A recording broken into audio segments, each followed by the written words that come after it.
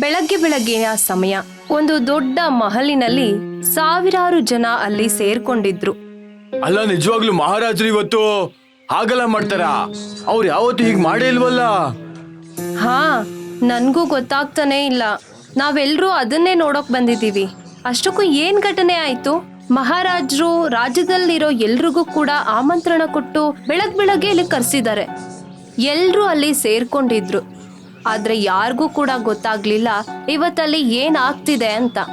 ಆಗ ಮಹಾರಾಜ ತನ್ನಷ್ಟಕ್ಕೆ ತಾನು ನಡ್ಕೊಂಡ್ ಬಂದು ಒಂದು ಸ್ತಂಭದ ಎದುರುಗಡೆ ನಿಲ್ಕೋತಾನೆ. ಅವನ್ ಮುಂದೆ ಒಬ್ಬ ವ್ಯಕ್ತಿ ಇದ್ದಾನೆ. ಅವನನ್ನ ಕಪ್ಪು ಬಟ್ಟೆಯಲ್ಲಿ ಮುಚ್ಚಿರ್ತಾರೆ. ಆಗ ಸೇನಾಪತಿ ಹೇಳ್ತಾರೆ, ಕೇಳಿ ಕೇಳಿ ಕೇಳಿ, ಇವತ್ತು ಈ ವ್ಯಕ್ತಿಗೆ ಮಹಾರಾಜರು ತಮ್ಮ ಕೈಯಾರೆ ಮೃತ್ಯುದಂಡವನ್ನ ಕೊಡ್ತಾರೆ. ಯಾಕಂದ್ರೆ ಇವನೊಬ್ಬ ಅಪರಾಧಿ. ಸೇನಾಪತಿಯ ಬಾಯಲ್ಲಿ ಮೃತ್ಯುದಂಡದ ಮಾತನ್ನ ಕೇಳಿ ಎಲ್ರಿಗೂ ಗಾಬರಿ ಆಗುತ್ತೆ. ಎಲ್ರ ತಲೆಯಲ್ಲಿ ಒಂದು ಯೋಚನೆ ಬರುತ್ತೆ, ಅಷ್ಟಕ್ಕೂ ಈ ವ್ಯಕ್ತಿ ಅಂಥದ್ದೇನ್ ಮಾಡಿದಾನೆ ಅಂತ. ಅವನಿಗೆ ಮೃತ್ಯುದಂಡವನ್ನ ನೀಡುವಂಥದ್ದು. ಆದ್ರೆ ಯಾರಿಗೂ ಕೂಡ ಅಷ್ಟು ಧೈರ್ಯ ಇರಲಿಲ್ಲ ಅದ್ರ ಬಗ್ಗೆ ಕೇಳೋದಕ್ಕೆ. ಅಷ್ಟಕ್ಕೂ ಇವ್ರು ಯಾರು? ಗಂಡ್ಸ ಅಥವಾ ಹೆಂಗ್ಸ ಅಥವಾ ಬೇರೆ ಯಾರಾದ್ರೂನ? ಯಾರಿಗೂ ಕೂಡ ಆ ವ್ಯಕ್ತಿ ಬಗ್ಗೆ ಏನು ಗೊತ್ತಿರ್ಲಿಲ್ಲ, ಮತ್ತೆ ಅವನ ಪರಿಚಯ ಕೂಡ ಇರ್ಲಿಲ್ಲ. ಆದ್ರೂ ಎಲ್ರೂ ಕೂಡ ಬೇಸರದಲ್ಲಿದ್ರು. ಎಲ್ರೂ ಅವನ ಸಾವಿನ ದೃಶ್ಯವನ್ನ ನೋಡೋಕೆ ಕಾಯ್ತಾ ಇದ್ರು. ಮಹಾರಾಜ ಅವನ ತಲವಾರಿನಲ್ಲಿ ಒಂದೇ ಏಟಿಗೆ ಅವನ ಶರೀರದಿಂದ ಅವನ ತಲೆಯನ್ನ ಕತ್ತರಿಸಿ ಬಿಸಾಕ್ತಾನೆ. ಅದು ನರಳಾಡ್ತಾ ಕೆಳಗ್ ಬೀಳುತ್ತೆ. ಇಲ್ಲಿ ನಾವು ನೋಡ್ತೀವಿ 3 ಜನ ಸ್ನೇಹಿತರು, ಸ್ವಪ್ನ, ಅಮರ್ ಮತ್ತೆ ಮೆಹತಾಬ್, ಈ ರಾಜ್ಯಕ್ಕೆ ಸುತ್ತಾಡೋಕೆ ಅಂತ ಬಂದಿದ್ರು. ವಾವ್ ಕಣ್ರೋ, ಈ ಜಾಗದಲ್ಲಿ ಇವತ್ತು ಕೂಡ ಹೇಗ್ ಅನಿಸ್ತಿದೆ ಅಂದ್ರೆ ಇನ್ನೂ ಕೂಡ ಇಲ್ಲಿ ರಾಜ ಮಹಾರಾಜರು ಇದಾರೆ ಅಂತ. ರಾಜ ಮಹಾರಾಜರು ವಾಸ ಮಾಡೋದಿಲ್ಲ, ಅವ್ರು ವಂಶಸ್ಥರು ವಾಸ ಮಾಡೋದು. ಅಲ್ಲ, ರಾಜ ಮಹಾರಾಜರು ಇಲ್ಲಿ ವಾಸ ಮಾಡ್ಲಿಲ್ಲ ಅಂದ್ರೆ ಏನಂತೆ? ರಾಜ ಇದ್ರೇನೆ ಒಂಥರ ಮರ್ಯಾದೆ ಇರುತ್ತೆ. ಎಲ್ರು ಕೂಡ ಅವನ್ ಮಾತನ್ನ ಕೇಳ್ತಾರೆ ಮತ್ತೆ ಮರ್ಯಾದೆ ಕೊಡ್ತಾರೆ. ಮರ್ಯಾದೆ ಕೊಡೋದಲ್ಲ ಡಿಯರ್, ಹೆದರ್ಕೋತಾರೆ ಅವ್ರು ನೋಡಿದ್ರೆ. ಭಯ ಅಷ್ಟೇ. ಅವ್ರ ಮುಂದೆ ನಾವು ತಲೆ ಬಾಗ್ಲಿಲ್ಲ ಅಂತ ಹೇಳಿದ್ರೆ ಅವ್ರು ನಮ್ ತಲೆ ಕತ್ತರಿಸ್ತಾರೆ. ಓ ಹಲೋ, ಎಲ್ಲಾ ರಾಜರು ಕೂಡ ಅದೇ ತರ ಇರಲ್ಲ. ರಾಮ್ಜಿ ಹೆಸರು ಕೇಳಿಲ್ವಾ ನೀನು? ಅಯ್ಯೋ, ನೀನೇನ ಅವ್ರ ಬಗ್ಗೆ ಎಲ್ಲ ಮಾತಾಡ್ತಿದ್ಯಾ? ಅವರು ದೇವ್ರಲ್ವಾ? ಈ ರಾಜ್ಯದ ರಾಜನ ಬಗ್ಗೆ ಅಂತೂ ಎಲ್ರು ಏನೇನೋ ಮಾತಾಡ್ತಾರೆ. ಹೌದಾ? ಏನ್ ಹೇಳ್ತಾರೆ ಎಲ್ರು? ಬರೀ ಕೆಟ್ಟದೆ. ನಾವ್ ಯಾಕ ಮಹಲ್ಗೆ ಹೋಗಿ ಅದ್ರ ಬಗ್ಗೆ ತಿಳ್ಕೊಬಾರದು? ಅಷ್ಟಕ್ಕೂ ಸತ್ಯ ಏನು ಅಂತ. 3 ಜನ ಸ್ನೇಹಿತರು ಮಹಲ್ ಕಡೆ ಹೊರಟ್ರು. ಹಾಗೆ ರಸ್ತೆಯಲ್ಲಿ ಅವ್ರಿಗೆ ಒಂದು ಸಮಾಧಿ ಕಾಣಿಸುತ್ತೆ. ಮೆಹತಾಬ್ ಅದ್ರ ಮೇಲಿನ ಮುಚ್ಚಳ ತೆಗೆದು ಅಲ್ಲಿ ಇಣುಕಿ ನೋಡ್ತಾನೆ. ಆಗ ಅಚಾನಕ್ಕಾಗಿ ಒಂದು ಜೋರಾದ ತೂಫಾನ್ ಬರುತ್ತೆ. ಯಾವುದೇ ವಸ್ತು ಬಗ್ಗೆ ತಿಳ್ಕೊಳಕ್ಕೂ ಮುಂಚೆ ಅದನ್ನ ಮುಟ್ಟಕ್ ಹೋಗ್ಬೇಡ. ಹಾಗೆ ಸ್ವಪ್ನ ಮುಂದೆ ಹೋಗ್ತಾ ಒಂದು ಕಲ್ಲನ್ನ ಎಡವ್ತಾಳೆ. ಆಗ ಅವಳ ಹ್ಯಾಂಡ್ ಬ್ಯಾಗ್ ನಾಲೆಯಲ್ಲಿ ಬಿದ್ದೋಗುತ್ತೆ. ಓ ಗಾಡ್, ಆ ಬ್ಯಾಗಲ್ಲಿ ನನ್ನ ಔಷಧಿ ಇತ್ತು. ಪರವಾಗಿಲ್ಲ ಬಿಡು, ನಾವು ವಾಪಸ್ ಹೋಗೋಣ. ಸಿಟಿಯಿಂದ ಔಷಧಿಗಳನ್ನ ತಗೊಂಡ್ಬರೋಣ. ವಾಪಸ್ ಹೋಗೋ ಮಾತ್ ಕೇಳಿ ಮೆಹತಾಬ್ಗೆ ಸಿಟ್ಟು ಬರುತ್ತೆ. ಇಲ್ಲ, ನಾವು ಮಹಲ್ ಒಳಗಡೆ ಹೋಗೋಣ. ನೀವ್ ಬೇಕಿದ್ರೆ ಬನ್ನಿ, ಇಲ್ಲಾಂದ್ರೆ ಬಿಡಿ. ನಾನು ಹೋಗ್ತಾ ಇದೀನಿ, ಅದು ಒಬ್ನೇ. ಮೆಹತಾಬ್ನ ಈ ನಡವಳಿಕೆಯನ್ನ ನೋಡಿ ಅಮನ್ ಮತ್ತೆ ಸ್ವಪ್ನಾಗೆ ತುಂಬಾನೇ ಆಶ್ಚರ್ಯ ಆಗುತ್ತೆ. ಸ್ವಪ್ನ ಏನು ಮಾತಾಡದೆ ಅವನ ಹಿಂದೆ ಹೊರಡ್ತಾಳೆ. ಸ್ವಪ್ನ, ಎಲ್ಲಿಗೆ ಹೋಗ್ತಿದ್ಯಾ? ನಿನ್ಗೆ ಹುಚ್ಚಿಡ್ದಿದ್ಯಾ? ಔಷಧಿ ತಗೊಳ್ದೇ ಇದ್ರೆ ನಿನ್ನ ಆರೋಗ್ಯ ಹಾಳಾಗುತ್ತೆ. ಸ್ವಪ್ನ ಏನೂ ಉತ್ತರಿಸ್ಲಿಲ್ಲ. ಮತ್ತೆ ಅಮನ್ ಕೂಡ ಅವ್ರ ಹಿಂದೆನೆ ಹೊರಡ್ತಾನೆ. ಆ 3 ಜನ ಮಹಲ್ನ ಮುಖ್ಯ ದ್ವಾರದ ಹತ್ರ ಬರ್ತಾರೆ. ಅಲ್ಲವರು ಒಬ್ಳು ಹೆಂಗ್ಸನ್ನ ನೋಡ್ತಾರೆ. ನಾವಿಲ್ಲಿ ಸುತ್ತಾಡಕ್ಕೆ ಅಂತ ಬಂದಿದ್ದು. ನಾವು ನಿಮ್ ಮಹಲ್ನ ಒಂದ್ಸಲ ನೋಡ್ಬೋದಾ? ದುಡ್ಡು ಕೊಟ್ರೆ ನೋಡ್ಬೋದು, ಇಲ್ಲಾಂದ್ರೆ ಹೊರಗಡೆಯಿಂದ ನೋಡಿ. ಮೆಹತಾಬ್ ಅವಳಿಗೆ ಹಣ ಕೊಡ್ತಾನೆ. ಅದ್ರ ನಂತರ ಆ ಹೆಂಗ್ಸು ಆ 3 ಜನನ ಮಹಲ್ ಒಳಗೆ ಕರ್ಕೊಂಡು ಹೋಗ್ತಾಳೆ.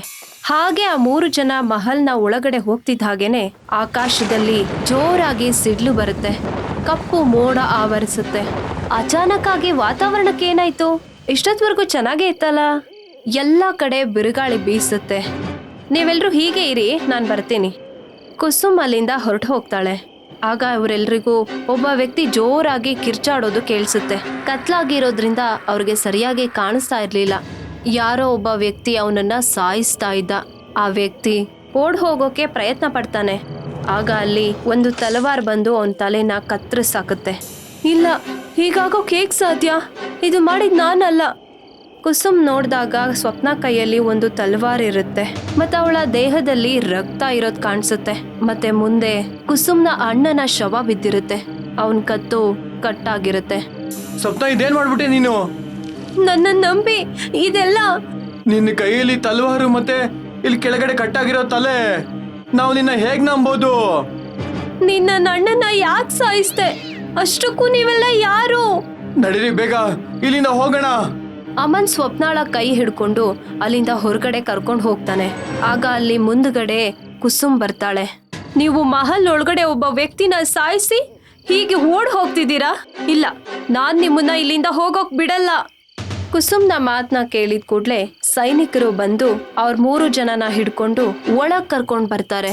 ಅಲ್ಲಿ ಕುಸುಮನ ಗಂಡ ತಲ್ವಾರ್ನ ಕೈಯಲ್ಲಿ ಹಿಡ್ಕೊಂಡು ಅವ್ರಿಗೆ ಕಾಯ್ತಾ ಇರ್ತಾನೆ. ಯಾಕ್ರೋ ನನ್ನ ಬಾವನ್ನ ಸಾಯಿಸಿದ್ರಿ? ಅವನ ಕೈಯಲ್ಲಿ ತಲವಾರ್ನ ನೋಡಿ ಅಮನ್ ಮುಂದೆ ಬರ್ತಾನೆ. ನೋಡಿ ಸರ್, ನಾವು ಅವ್ರನ್ನ ಸಾಯಿಸಿಲ್ಲ. ಇದ್ದಕ್ಕಿದ್ದಾಗ ಕತ್ಲೆ ಆಯ್ತು, ಮತ್ತೆ ಈ ಘಟನೆ ಆಗೋಯ್ತು. ಈಗ ಮತ್ತೆ ಕತ್ಲಾಗುತ್ತೆ, ಆದ್ರೆ ಈ ಸಲ ನಿಮ್ಮೆಲ್ರೂ ಸಾವಾಗುತ್ತೆ. ಕುಸುಮ್ ಕೋಣೆಯ ಲೈಟ್ ಆಫ್ ಮಾಡ್ತಾಳೆ. ಆಗ ಧರ್ಮ ತಲವಾರ್ನ ತಗೊಂಡು ಅಮನ್ ಇದ್ದ ಕಡೆ ಹೋಗ್ತಾನೆ. ಕೋಣೆಯಿಂದ ಕಿರ್ಚಾಡ್ತಿರೋ ಶಬ್ದ ಬರುತ್ತೆ. ಕತ್ಲಲ್ಲಿ ಎಲ್ರೂ ಆ ಕಡೆ ಈ ಕಡೆ ಓಡಾಡ್ತಿರ್ತಾರೆ. ಆಗ ಜೋರಾಗಿ ಒಬ್ಬ ವ್ಯಕ್ತಿ ಕಿರ್ಚಾಡೋ ಶಬ್ದ ಕೇಳಿಸುತ್ತೆ. ಸ್ವಲ್ಪ ಹೊತ್ತಾದ್ಮೇಲೆ ಎಲ್ಲ ಮೌನವಾಗುತ್ತೆ. ಆಗ ಕುಸುಮ್ ಲೈಟ್ ಆನ್ ಮಾಡ್ತಾಳೆ. ಅವಳು ನೋಡ್ತಾಳೆ, ಧರ್ಮ ತಲೆ ಇಲ್ದೆ ನೆಲದ ಮೇಲೆ ಬಿದ್ದಿರ್ತಾನೆ. ಅವಳು ಜೋರಾಗಿ ಕಿರ್ಚುತ್ತಾಳೆ, ಇಲ್ಲ ಇಲ್ಲ. ಸ್ವಪ್ನ ನೆಲದ ಮೇಲೆ ಕೂತಿರ್ತಾಳೆ. ಮತ್ತವಳ ತೊಡೆ ಮೇಲೆ ಧರ್ಮನ ತಲೆ ಇರುತ್ತೆ.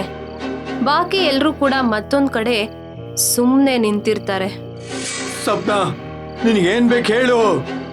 ನಾನ್ ನಿನಗೆ ಮೊದ್ಲೇನೆ ಹೇಳಿದ್ದೆ, ನೀನ್ ಔಷಧಿ ತಗೊಳ್ಳಿಲ್ಲ ಅಂದ್ರೆ ನಿನ್ನ ಮಾನಸಿಕ ಸ್ಥಿತಿ ಹದಗೆಡುತ್ತೆ ಅಂತ. ಸ್ವಪ್ನ ಏನು ಮಾತಾಡೋ ಸ್ಥಿತಿಲಿರ್ಲಿಲ್ಲ. ಅವಳು ಕೇವಲ ಅವಳ ಜೇಬಿಗೆ ಕೈ ಹಾಕಿ ಔಷಧಿನ ತೆಗೆದು ಅಮ್ಮನ್ಗೆ ತೋರಿಸ್ತಾಳೆ. ನೀನ್ ಔಷಧಿ ಎಲ್ಲ ತಗೋತಾ ಇದ್ಯಾ? ಮತ್ ಇದನ್ನೆಲ್ಲ ನೀನಲ್ದೆ ಇನ್ಯಾರು ಮಾಡಿದ್ದು? ಅಮ್ಮನ್ ಈಗ ಕೊಲೆಗಾರನ್ ಬಗ್ಗೆ ಹುಡ್ಕೋಕ್ ಶುರು ಮಾಡ್ತಾನೆ. ಆ ಮಹಲ್ನಲ್ಲಿ ಇದ್ದಂತ ಎಲ್ರನ್ನೂ ಮಹಲ್ನ ಹೊರಗಡೆ ಸೇರೋಕ್ ಹೇಳ್ತಾನೆ. ಮುಂದೆ ಸ್ವಪ್ನ ನಿಂತಿದ್ಲು, ಮತ್ತೆ ಮಿಕ್ಕವ್ರೆಲ್ರು ಇನ್ನೊಂದ್ ಸೈಡ್ ಅಲ್ಲಿ ಇದ್ರು. ಆ ಕೊಲೆಗಾರ ನಮ್ಮ ಮಧ್ಯದಲ್ಲೇ ಇದ್ದಾನೆ. ಅವ್ನ್ ನಾವ್ ಈಗ್ಲೇ ತಡೆದಿಲ್ಲ ಅಂದ್ರೆ ಇನ್ನು ಎಷ್ಟೊಂದ್ ಜನನ ಸಾಯಿಸ್ತಾನೆ. ಈಗ್ಲೇ ಗೊತ್ತಾಗುತ್ತೆ. ಅಮನ್ ತನ್ನ ಜೇಬ್ನಿಂದ ಒಂದು ಸಣ್ಣ ಪುಸ್ತಕವನ್ನ ತೆಗಿತಾನೆ.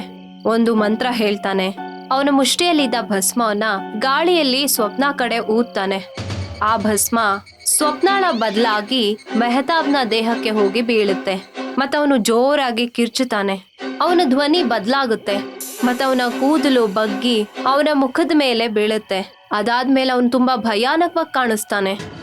ನೀವು ನಿಜವಾಗ್ಲೂ ತಪ್ಪು ಮಾಡ್ಬಿಟ್ರಿ. ತಪ್ಪು ಮಾಡ್ತಿರೋದು ನೀನು.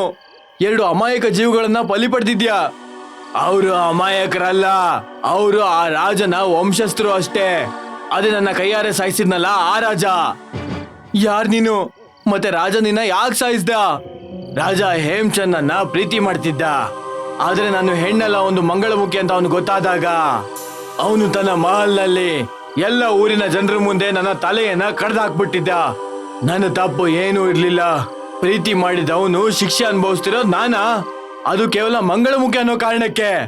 ಆದ್ರೆ ನಿನಗೆ ಏನ್ ಬೇಕು? ಈ ಮಹಲ್ನ ಎಲ್ಲ ಜನರ ಅಂತ್ಯ. ಹೀಗಾಗೋದಕ್ಕೆ ಸಾಧ್ಯ ಇಲ್ಲ.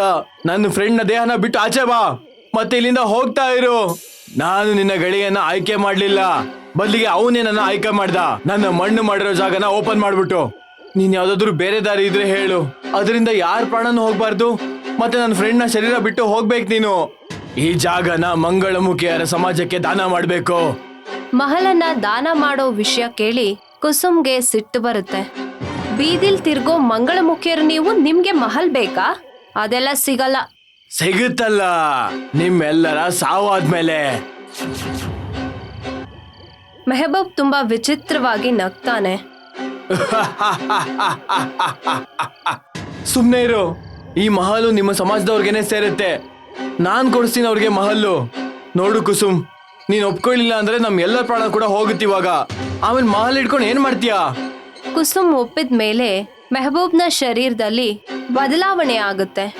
ನಾನು ಮಂಗಳಮುಖಿಯರೆಲ್ರೂ ಕರ್ಕೊಂಡ್ ಬರ್ತೀನಿ. ಸ್ವಪ್ನ ಮಂಗಳಮುಖಿಯರೆಲ್ರೂ ಕರ್ಕೊಂಡ್ ಬರಕ್ ಹೊರಡ್ತಾಳೆ. ಇಲ್ಲಿ ಕುಸುಮ ನಗ್ತಾ ಹೇಳ್ತಾಳೆ, ನೋಡಿ ಆ ಮಂಗಳಮುಖಿಗೆ ನಾನು ಹೇಗ್ ಮೋಸ ಮಾಡ್ದೆ. ಮತ್ತ ಅವಳು ನಿಮ್ ಸ್ನೇಹಿತನ ದೇಹ ಕೂಡ ಬಿಟ್ಟು ಹೊರಟೋದ್ಲು. ಅಲ್ಲ, ನೀನು ಈ ಜಾಗನ ಮಂಗಳಮುಖಿಯರ ಸಮಾಜಕ್ಕೆ ಕೊಡೋದಿಲ್ವಾ? ಹುಚ್ಚಿಡ್ದಿದ್ಯಾ ನಂಗೆ? ಇಷ್ಟು ದೊಡ್ಡ ಮಹಲ್ನ ಆ ಭಿಕಾರಿಗಳಿಗೆ ಕೊಡೋದಕ್ಕೆ? ಕುಸುಮ್ ಹೀಗೆ ಹೇಳ್ತಿದ್ದ ಹಾಗೇನೆ ಆಕಾಶದಲ್ಲಿ ಮತ್ತೆ ಸಿಡ್ಲು ಬರುತ್ತೆ. ಜೋರಾಗಿ ಮೋಡಗಳು ಹೊಡ್ಕೊಳ್ಳುತ್ತೆ. ಆಗ ಒಂದು ಭಸ್ಮ ಬಂದು ಮೆಹಬೂಬ್ನ ಶರೀರದೊಳಗೆ ಹೋಗುತ್ತೆ. ಮಂಗಳಮುಖಿಯ ಆತ್ಮ ಮತ್ತೆ ವಾಪಸ್ ಬರುತ್ತೆ. ಅವಳು ತಲವಾರ್ನ ತಗೊಂಡು ರಾಜ ಪರಿವಾರದ ಎಲ್ಲರನ್ನೂ ಕೂಡ ಒಂದೊಂದಾಗಿ ಸಾಯಿಸಾಕ್ತಾಳೆ. ಇಲ್ಲಿ ಸ್ವಪ್ನ ಮಂಗಳಮುಖಿಯರನ್ನ ಕರ್ಕೊಂಡು ಮಹಲ್ ಹತ್ರ ಬರ್ತಾಳೆ. ಇವತ್ತಿಂದ ಈ ಮಹಲು ನಿಮ್ಗಳಿಗೆ ಸೇರಿದ್ದು, ನೀವು ಆರಾಮಾಗಿ ಇಲ್ಲಿರ್ಬಹುದು. ಮಂಗಳಮುಖಿಯರೆಲ್ಲ ಸೇರ್ಕೊಂಡು ಮೆಹತಾಬ್ ತಲೆ ಮೇಲೆ ಕೈ ಇಡ್ತಾರೆ. ಆಗ ಅವನ ಶರೀರದಿಂದ ಆ ಮಂಗಳಮುಖಿ ಆತ್ಮ ಹೊರಟು ಹೋಗುತ್ತೆ ಮತ್ತವನು ಸರಿ ಹೋಗ್ತಾನೆ. ಹೋಗಣ್ವಾ, ಇವಾಗ ನೋಡಿದ್ವಲ್ಲ ಮಹಲ್ ಹೇಗಿರುತ್ತೆ ಅಂತ. 3 ಜನ ಕೂಡ ಮಹಲ್ನಿಂದ ಹೊರಟೋಗ್ತಾರೆ.